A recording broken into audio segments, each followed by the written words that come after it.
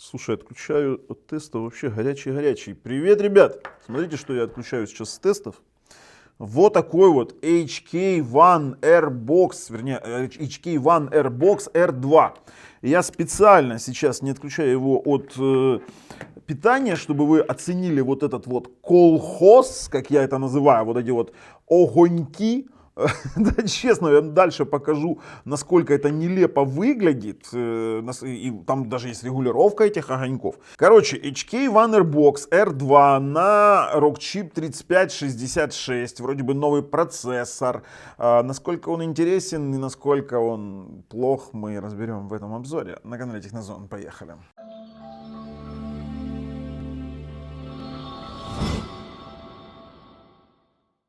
Смотрите, какой ТВ-бокс-то красивый. Знаете, когда китайцы начинают лепить нечто цветное сверху, а если еще украшать какими-то огоньками, то 100% ТВ-бокс можно выкидывать со старта. Да его можно сразу и не покупать.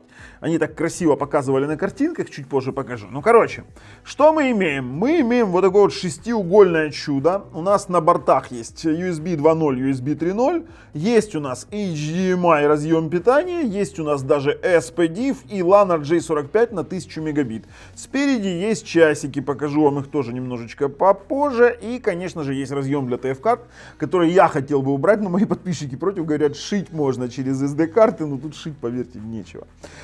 Слушайте, ТВ-бокс настолько интересен в плане своей нелепости, что обозревать его будет крайне интересно. Это эмоциональный обзор, у меня уже просто накипело за тут эти 2 часа съемок, мы его тестировали некоторое время, еще 2 часа съемок. Пульт, откровенная гуана, полнейшая, вообще,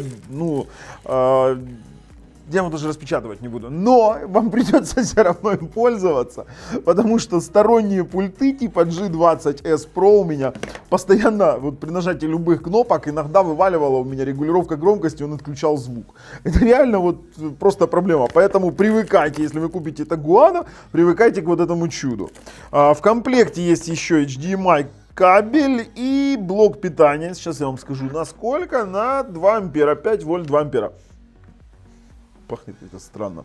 Ладно, хрен с ним.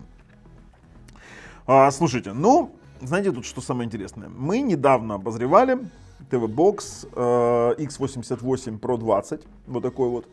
И он тоже на том же самом процессоре, на Rockchip 3566. Я вот, честно говоря, по нему прошелся, он не очень хороший. Не очень хороший, если не сказать плохой. Но я его, знаете, я его для себя определил как куча дерьма. Но китайцы умудряются сделать еще большую кучу дерьма. То есть они посмотрели на конкурента, решили, что там есть проблема. Там есть действительно проблемы, например, при воспроизведении HDR-контента в сторонних плеерах, он валится в зеленый экран. Здесь они решили эту проблему и решили своеобразно. Они выпилили единственный плеер, который может воспроизводить HDR. Поэтому HDR в этой коробке нет вообще. То есть его просто выпилили. Плюс здесь не было никакого 5.1 звук, здесь они побороли, и теперь Dolby Digital при воспроизведении в коде зависает. Единственное, что воспроизводит в коде DTS, и больше нигде вы DTS не увидите. Также осталась проблема избирательной работы в 2,4 ГГц диапазоне Wi-Fi. Есть модификация 4 на 32, но это мы сразу убираем. Этот ТВ-бокс у нас как доказательная база, что это просто-напросто говняшка. Поэтому ТВ-боксу мы сейчас пройдемся еще. Вот в этом ТВ-боксе тут прекрасно все в том плане, что стоит он дешевле. Он стоит дешевле $50. Они налепили все это, совсем-совсем удешевили по сравнению с X88 Pro 20. Он стоит дороже, при этом так конкретно дороже. Здесь есть версии 4.32, 4.64 и 8.64. Для чего 8? Вообще непонятно. Так чисто влепили. Общая информация пустая. Так, давайте посмотрим. Это предпродажный продукт. Да ладно, предпродажный. Все мы видели. Уже получили. Android 11. Вот тут вообще фишка. Android 11. Есть root права, ребята. Root права, но при этом вас ждет сюрприз. Вы не сможете даже с root правами записывать на внешний жесткий диск. Вот так вот решили. Но здесь 64-битная Android 11 система. Единственное, в этом они не врут. А вот насчет 8К Movie здесь очень интересный вопрос. Дело в том, что единственный плеер, который мог бы декодировать 8К, это стоковый плеер. А стоковый плеер они выпилили, а в сторонних плеерах 8К тормозит нещадно, поэтому мы этого даже не показывали. То есть мы вам сразу говорим, 8К декодирование уровня здесь нет, но он его и не выводит, его некуда выводить, он не умеет этого всего делать.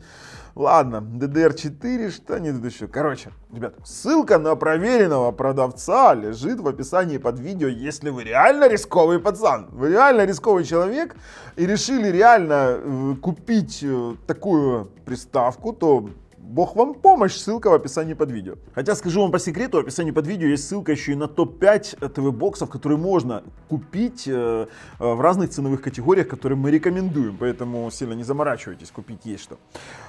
Что еще примечательного в этом чуде? Она дико тротлит. Она дико тротлит, то есть график был сумасшедший, в том же X88 Pro 20 там было все намного зеленее, как я это назову, потому что график там был абсолютно зеленый, а здесь это так, треть графика зеленая, все остальное в красную зону. Раз и провалилось. И это факт, потому что частоты у него падали, и 64% остается у нас производительности после дикого тротлинга. Что, в принципе, подтверждается падением производительности в тестах Antutu по сравнению с тем же самым пресловутым боксом, который мы уже упоминали. Но что-то я сильно много разговорился. Все подробности дальше. Все подробности дальше, однозначно будет интересно. Смотрите, очень классный обзор. Подписываемся, нажимаем колокольчик, если вы хотите увидеть самые правдивые обзоры на ТВ-боксов и при этом еще и поучаствовать в розыгрышах, ценных призов, подарков. И мы на момент съемки этого видео разыгрываем Sony PlayStation 5. Ох, классный розыгрыш, ссылка на условия в описании под видео. Ну а мы начинаем наш обзор, поехали. Какой наляпистый интерфейс. Но он тоже имеет право на жизнь. Интересный интерфейс для любителей чистого андроида. Внизу у нас есть строка избранного. Давайте мы чего-нибудь туда наустанавливаем. И начнем обсуждать это все действие. Кубики вы здесь поменять, вернее, вот эти вот плиточки вы поменять не можете. Вы можете поменять обои. То есть вы можете поставить любой... Ой, вонторовские обои. Какой капец. Я чувствую, что это под вонтором будет выходить 100%. Если HK1, то под вонтором выйдет однозначно. Итак, у нас есть чистилка памяти вверху. Убито 18% процессов, непонятно для чего. В настройках. Тут у нас абсолютно все вроде бы нормально. Если он просит указать у вас телефон для трансляции, вернее указать имя для трансляции, то поверьте, можете этого не делать, трансляция работать не будет.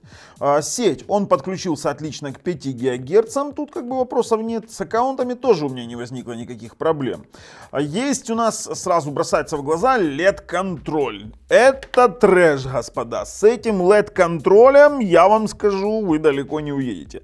Сейчас я вам буду снимать этот трэшачок. Давайте, так, включили видео. Вот этот вот трэш называется LED. Вот это вот вы сейчас видите, то есть вот эти вот диоды, которые торчат и горят сквозь вот эти решетки. Как можно управлять LED-контролем? Давайте я так сверху буду больше показывать. Вы можете яркость, можете сделать меньше яркость, что не сильно влияет, и можете вообще, допустим, выключить. Вот, давайте, off, он сейчас погаснет, при этом гаснет он с такими тормозами дикими. Ладно, включим обратно. Китайцы-то старались.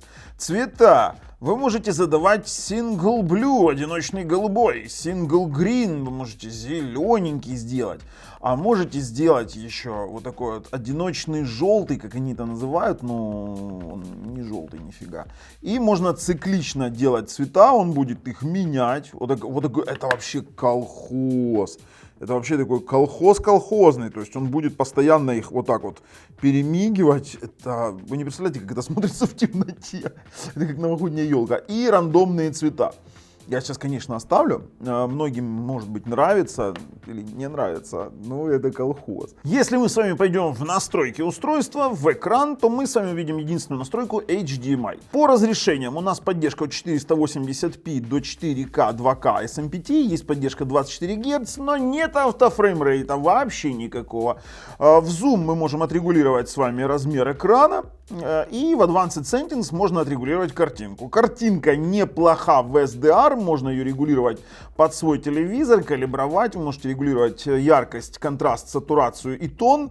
В принципе, это работает. Хорошо, вот что работает, то я признаю. Если зайдем в обустройство, видим R2, модель R2, версия операционной системы Android 11. И можете повыбирать языки, у вас есть устройство управления Bluetooth, но как только вы заходите в звук, вы видите видите огромное количество форматов звука. И есть вариант выбора декодировать или битстрим. При этом битстрим есть HDMI, SPDIF, но это не совсем важно, потому что насчет звука тут свои сюрпризы. Есть еще одна опция экран и звук. Зачем-то повторили. В расширенных настройках экрана разрешить игровой режим. Есть расширенные настройки звука. Опять то же самое. Ни о чем. В хранилище у нас видно, что у нас есть 32 гигабайта и 4 гигабайта оперативной памяти. Все, на этом все у нас закончено. Больше здесь смотреть не на что, кроме того, что есть якобы обновление системы, которое, конечно же, я не думаю, что оно будет прилетать на данную платформу. А вот в AIDA 64 у нас Rockchip R2, 3566 платформа, 4 гигабайта оперативной памяти, всего во внутреннем хранилище 2347 после установки операционной системы, фактически прошивки первоначальной, версия Bluetooth 4 с мелочью какая-то, центральный процессор Cortex A55, 4 ядра по 1,8 ГГц, вроде бы неплох, сам по себе процессор по производительности, насколько он вообще хорош, посмотрим. Самое интересное, у меня в AIDA 64 вывалилась реклама. Я использую G20S Pro пульт, и я пытаюсь ее закрыть с помощью мышки, но, к сожалению, чего-то там не задалось. И не задалось настолько, что я не могу закрыть эту рекламу, пока она полностью не пройдет. То есть у нас есть проблемы с тач-интерфейсом, именно с эмуляцией тача с помощью мыши в некоторых моментах. У нас заявлен ускоритель Mali G52, плюс у нас есть сеть, это 5 гигагерцовая сеть с коннектом 433 мегабита, и есть температурный датчик, и опять реклама, и опять мы ее не можем закрыть. Что ж за бокс-то такой, да, при этом мы можем отметить вот этот вот текст каким-то образом, но закрыть рекламу не можем. По температуре доступ к датчикам есть, 63 градуса, сейчас будем делать тротлинг-тест немножко позже. И по кодекам, давай, у нас есть заявленные VP9 On 2, давайте найдем, где тут у нас RK чип, да, VP9 On 2, но тут нас ждет тоже вообще сюрприз, даже похлеще, чем с X88. Сразу же хочется вывести датчик температуры, потому что мы должны с вами понимать его, насколько у нас возможен нагрев. На текущий момент это 68-67 градусов. И сразу обращаем внимание на права пользователя. То есть здесь вроде бы есть root права, но насколько они нам здесь нужны, мы тоже с вами сейчас попробуем разобраться. Тут вообще хит. Перед тем, как переходить дальше, стартуем тротлинг-тест. Давайте старт. И ждем наше время проведения теста.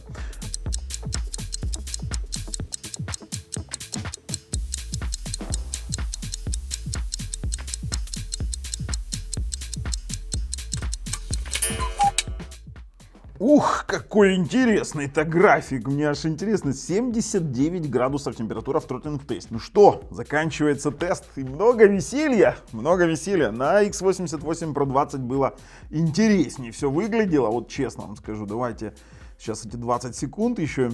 Так. Смотрим. Максимальный перформанс 56395 GIPS, грелся до 85 градусов, кстати, побольше, чем X88 Pro 20, и падал тротлинг, тротлинг у нас был до 64%. Не совсем хорошо, с охлаждением туговато получается. О чем, в принципе, говорит Antutu. Почему? Потому что здесь 108 404 балла, а на X88 Pro 20 на том же процессоре 118 тысяч баллов. То есть, по сути, этот тротлил больше, поэтому и производительность здесь поменьше. Что, в принципе, не сильно сказалось на результатах игровой производительности. В 3D Mark он набрал 7278 баллов в Ice Storm Extreme и максимально в Ice Storm Unlimited. В принципе, такие высокие результаты благодаря Mali G52 ускорителю. CBTT-тест мы запустили для того, чтобы определить, насколько он быстро пишет через USB 3 порт. И несмотря на то, что здесь есть USB 3, к сожалению, CBTT-тест мы не сможем произвести по одной простой причине. Мы остановили этот тест по одной простой причине, потому что здесь даже с root правами нет возможности записать на жесткий диск, который подключен у нас к порту USB. Смотрите, у нас сейчас USB накопитель. Мы выбираем отсюда любой файл, выбираем копировать, нажимаем ОК, заменим. И у нас, та-дам, нет у нас разрешения на на запись. Давайте еще какой-нибудь. Не знаю, давайте скопируем, пробуем еще раз. Окей. Файл существует. Заменить. Ладно. Ну все, ну не дает он. Вот, блин. Вот делали, не доделали. Давайте попробуем какой-нибудь файл, которого там точно нет. Может, он его перезаписать просто не может. Давайте еще раз копировать. Пробуем, нажимаем ОК, и все равно нет таких прав. При том, что, смотрите, сейчас многие мне могут сказать, пойди в настройки, включи root права. Так вот, здесь стоят сейчас root доступ, суперпользователь с перезаписью, режим админа, и все равно он не хочет никак записывать. Поэтому вот имеем, что имеем. А это будет продолжаться, пока он запускается спид-тест, это будет продолжаться, пока не дадут библиотеки для разработки, так называемые SDK. Потому что знаете, что сделали производителям? Мы, кстати, тестируем 5 ГГц. Они выдали просто образ Android 11. Вот сказали, вот давайте туда лепите свои программы и выпускайте как есть. В принципе, 5 ГГц неплох, 264 на загрузку и давайте, сколько там на выгрузку, больше 200. В принципе, неплохо для 5 ГГц. Но я почему-то вангую, что у нас будут проблемы с 2.4, как это было на X88 Pro 20. На разных он не совсем корректно работает с 2.4 всеми роутерами. То есть на каких-то роутерах работает, на каких-то нет. У нас какими-то получалось запускать, с какими-то нет. А знаете, что эти хитрые жуки сделали? Для того, чтобы очень быстренько летал интерфейс и не было никакого подозрения на тротлинг, ну вот как я и говорил, проблема у него с разными роутерами 2.4. Вот такая вот проблемка интересная. Что же с ним делать? Анечка, а ну давай-ка нам еще один роутер. Совсем Китай. Вот который был. Не удалось завершить тест. Сейчас подключим самый обыкновенный 2.4 роутер, еще дополнительный, и будем понимать, что же у нас пошло не так. Так, подключаем к нашему другому роутеру. Ну давай. Подключено. Тестируем опять 2.4. Я понимаю, что это проблема этого конкретно ТВ-бокса. Не со всеми 2.4 роутерами он работает. Зато со самым простым дешевым китайским роутером он заработал на скорости в 37-34 мегабита. Но есть как есть. Мы должны предупредить, что есть проблемы с 2.4 на более-менее нормальных роутерах. 34 на 52. Подключаем LAN RJ45. Слушайте, он горячий, ребята, 80 градусов, греется. Подключаем LAN RJ45. По сути, это гигабит. И LAN RJ45 здесь работает отлично. Тут мы ничего сказать не можем. 892 на 749. Вы знаете, из системщины будем, наверное, заканчивать. Что нам еще тут тестировать? Да ничего, в принципе. Вот как-то так он себя ведет. Переходим к работе мультимедийных возможностей, к оценке мультимедийных возможностей. И тут сразу же спотыкаемся об интересную вещь. Дело в том, что мы уже протестировали, допустим, звуковые возможности на произведение Dolby Digital, DTS, True HD и все остальное, но все у нас тормознулось конкретно даже на базовых файлах. Например, мы запустим с вами DTS в коде. Почему в коде? Я вам объясню. Потому что, по сути, только в коде мы можем в режиме pass-through получить DTS. И это все, что мы можем на нем получить. Давайте ждем. Запустился DTS. На нашем ресивере мы видим DTS, и как бы это работает. Хорошо. А знаете что? Видите, у меня появляется постоянно полоска, вот когда я что-то меняю. Допустим, там клацаю. Сейчас.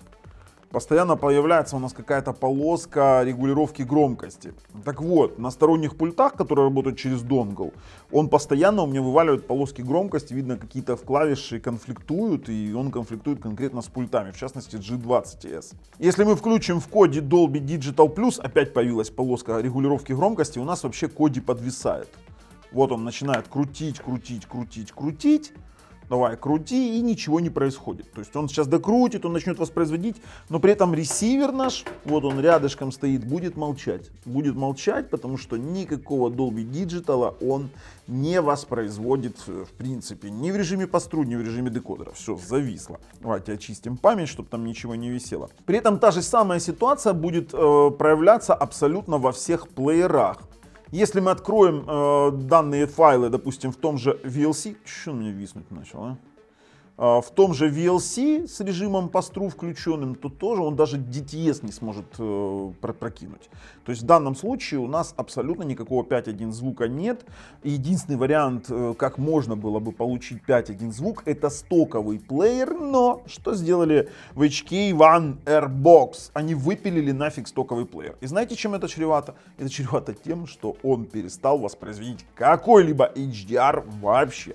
То есть на опыте обзора X88 Pro 20 мы воспроизводили HDR через стоковый плеер. Здесь они получили root права и к чертям собачьим просто убили стоковый плеер, и HDR на данной приставке потерян.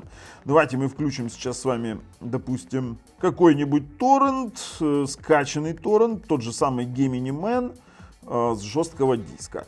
Он воспроизведет это все, он это все воспроизведет, но он это все воспроизводит конкретно тусклых цветах, то есть он не декодирует HDR поток, то есть он выдает на плееры, и плееры не понимают, что здесь идет HDR, потому что нет вот этой вот библиотеки, ой, 81 градус, что-то он греется как-то непонятно, то есть по сути он выводит HDR поток, но при этом не сообщает телевизору о том, что это HDR, вот это очень простыми словами, и вы получаете мутные фильмы, то есть большие фильмы с HDR смотреть здесь не получится, возможно какие-то плеера, ну давайте попробуем другой, возможно какие-то плеера или плееры, как правильно сказать, смогут обработать HDR в SDR, но здесь нет конвертации базового HDR в SDR. Давайте любой там, ну пускай это будет Vimeo даже, или, нет, главный пресс-центр. Здесь все надо воспроизводить через главную пресс-центр. А знаете, почему они это сделали? А вот, кстати, в главный пресс-центр он в SDR воспроизводит, но поддергивается. А знаете, для чего это они сделали? Потому что, по сути, в X88 Pro 20, когда воспроизводили HDR-контент, он вываливался в зеленый цвет. Они таким образом решили вопрос зеленого вот этого зеленого цвета, зеленых вот этих вот экранов, просто выпилили HDR. Слушайте, он не должен так дергаться на 60 FPS. Он просто его с трудом даже декодирует. То есть такой джодер, такой... Вообще сумасшедший. 60 на 60, 60 FPS контент, 60 FPS у нас сейчас разрешение, и что-то джедерит. Ну короче, с жесткого диска он воспроизводит, но с HDR будут реальные проблемы. То же самое и в YouTube. Как только мы начинаем проигрывать HDR контент, то есть 4К 60 FPS HDR с нашего второго канала, где мы конкретно снимаем 4К ролики в HDR, вот он, черный экран и все. Честно говоря, меня начинает выбешивать. Ну, что у нас случилось? Воспроизводишь хоть что-нибудь? Не хочет. А ну, не HDR ролики, давайте на том же канале, только не HDR ролик. Сейчас попробуем не HDR ролик. А не HDR ролик, пожалуйста, воспроизводит. Хотя на HDR при подключении к 4К телевизору HDR он выводит, что там есть VP9.2, но HDR метаданные не передает. И тут не клиент YouTube виноват. Давайте еще раз попробуем HDR на всякий случай. Сейчас посмотрим. Ну, он включился в SDR, да, при подключении к HDR телеку вы не сможете смотреть YouTube HDR, потому что он будет давать VP9.2 и тусклую картинку. HDR он не передает.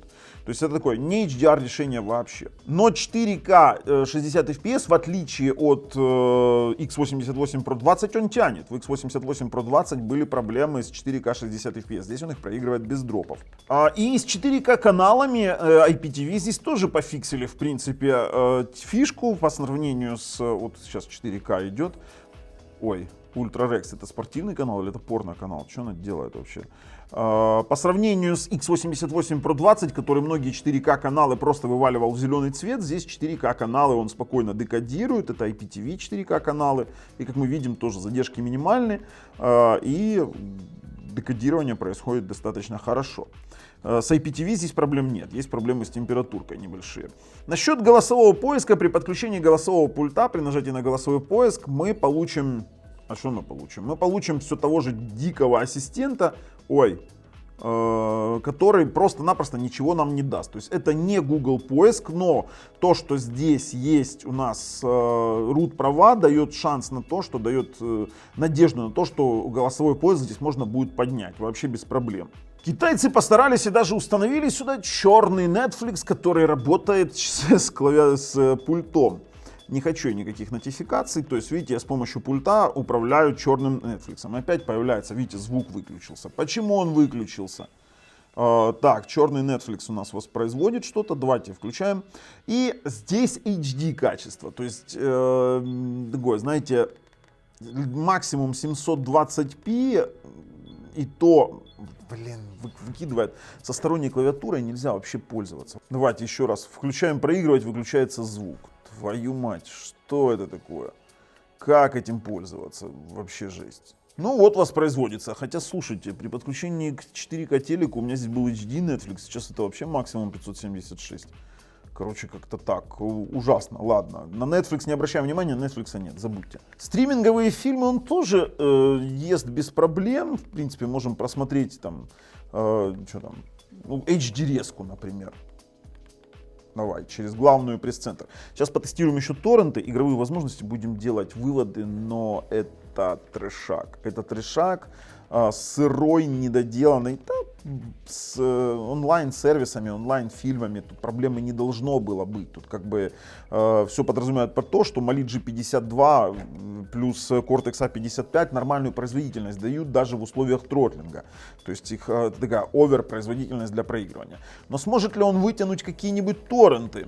Если мы, ну, 30-гиговый торрент, давайте попробуем проиграем, он будет проигрывать, однозначно будет. Мы уже его смотрели, это Batman HDR от Селезень 4К, как бы он проигрывает, но тоже, опять же, возможны варианты. При сторонних плеерах, кроме главной пресс-центра, вы получите тусклую картинку. Если будете использовать главную пресс-центр, вы получите фризы. То есть, такое, знаете, две стороны одной кучи дерьма. То есть он спокойно сейчас воспроизводит, нормально, HDR, он его конвертнул в SDR и более-менее чего-то у нас еще как-то идет.